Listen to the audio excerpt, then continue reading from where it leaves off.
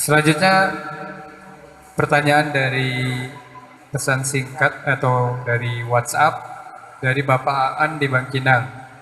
Pertanyaannya adalah, bagaimana sikap kita apabila ada saudara kita yang tinggal serumah dengan kita memberi uang atau makanan pada kita, padahal kita tidak pernah memintanya. Sementara kita tahu dia punya pekerjaan yang haram. Demikian dia. Bagaimana sikap kita jika ada saudara kita yang memberikan makanan atau uang, sementara kita tahu dia pekerjaannya haram?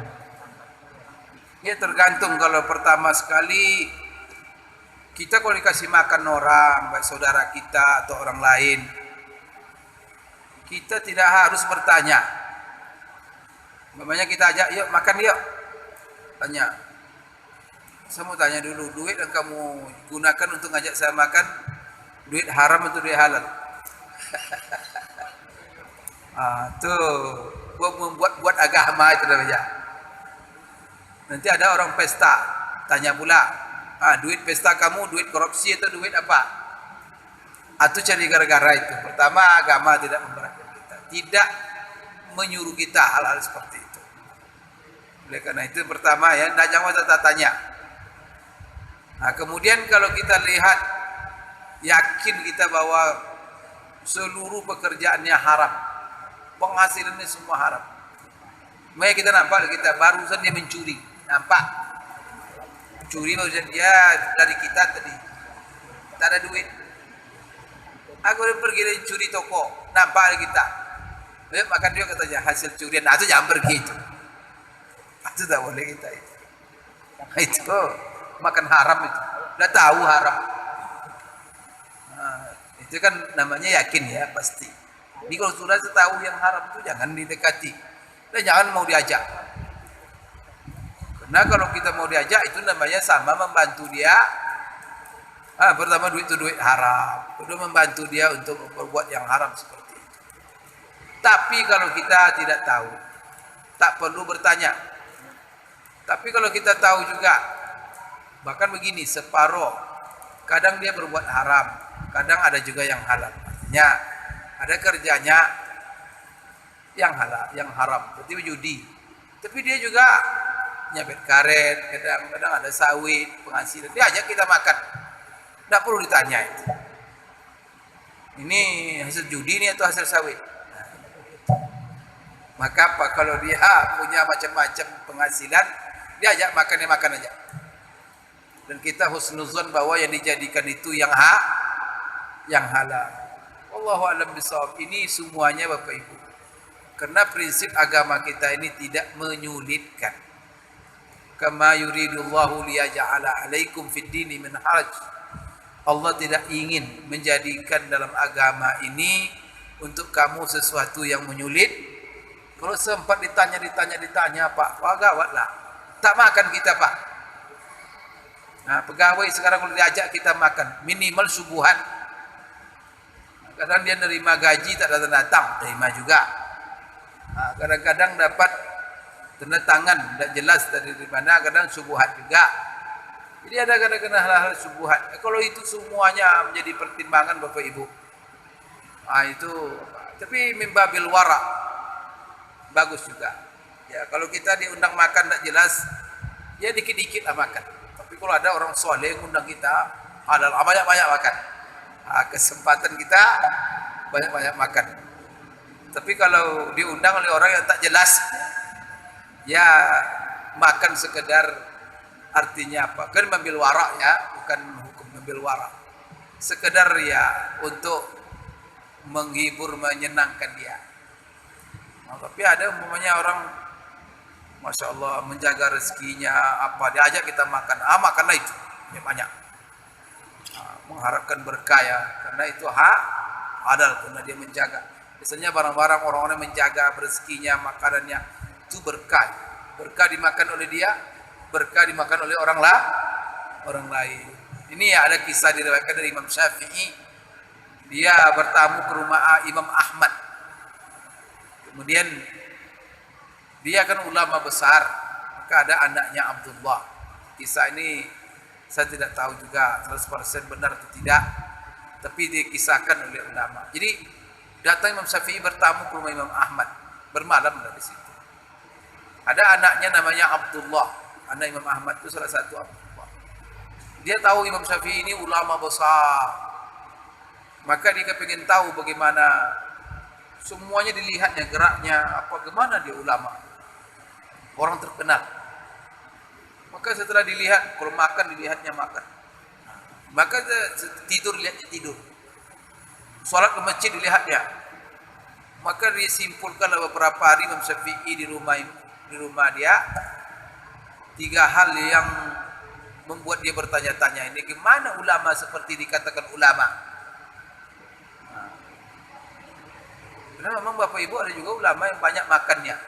Di antaranya namanya Imam Al-Mawardi. Bukan saya. Tidak betul.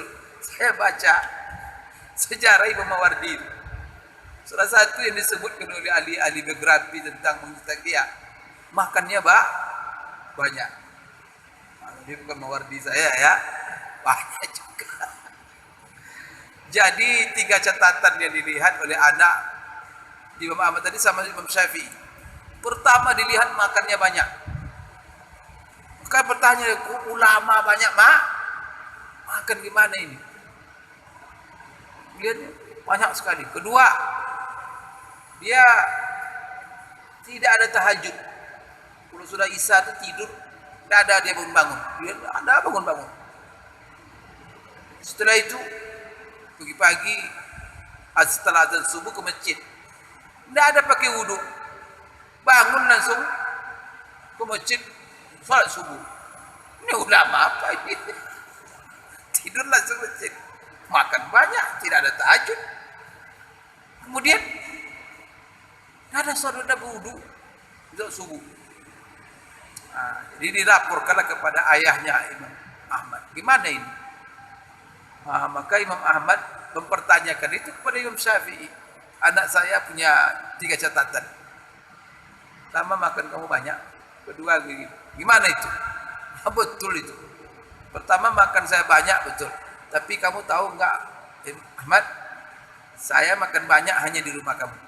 Karena saya tahu kamu sangat selektif memilih rezeki. Kamu tak masukkan ke rumah kamu kecuali yang halal. Maka kesempatan saya makan banyak. Mungkin kalau Imam Syafi'i bertamu ke rumah kita, mungkin tak makan dia. Pilihannya banyak sekali subuhan. Ini Bapak Ibu sekalian, itu yang pertama. Kedua, agak dilihat dia Bapak Ibu sekalian malam-malam tidak tahajud. Maka ditanya, betul kamu tidak ada tahajud? Oh betul itu.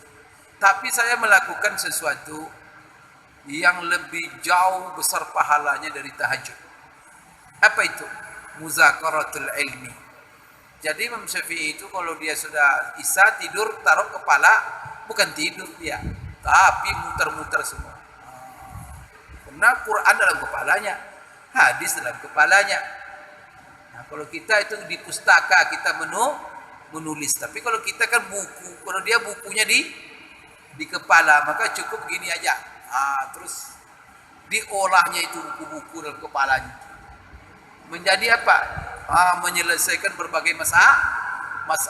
Maka dia setiap malam itu tidur setelah Isya, bangun menjelang subuh, selesai 70 masalah tiap malam. Kalau bahasa akademiknya 70 paper yang dia tulis semalam itu. Berarti tidak tidur dia. Kepala ditaruh tapi otak jalan. Selesai setiap bangun 70 masalah. Bayangkan itu.